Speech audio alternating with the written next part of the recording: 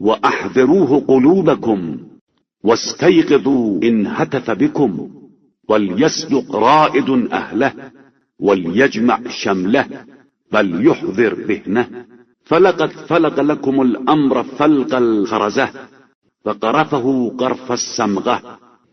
اس کے لیے دلوں کو حاضر کرو، وہ آواز دے تو بیدار ہو جاؤ. ہر نمائندے کو اپنی قوم سے سچ بولنا چاہیے، اس کی پراگندگی کو جمع کرنا چاہیے، اس کے ذہن کو حاضر رکھنا چاہیے.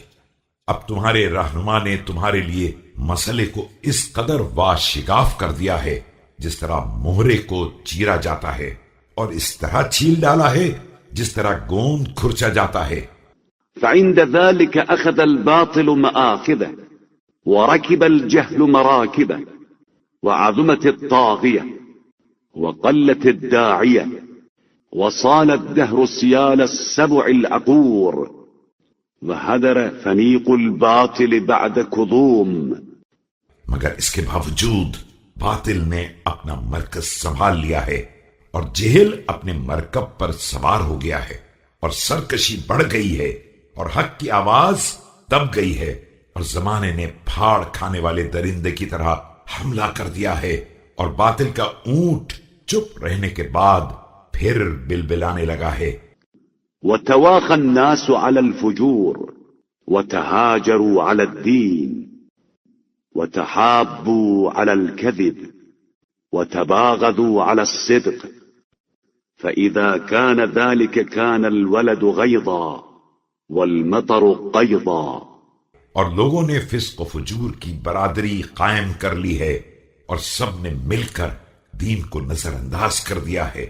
جھوٹ پر دوستی کی بنیادیں قائم ہو گئی ہیں، اور سچائی پر ایک دوسرے کے دشمن ہو گئے ہیں.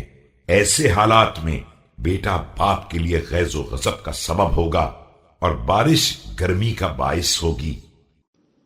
وتفيض اللئام فيضا وتغيض الكرام غيضا وكان أهل ذلك الزمان ذئابا وسلاطينه سباعا وأوساطه أكالا وفقراؤه أمواتا وغار الصدق وفاض الكذب.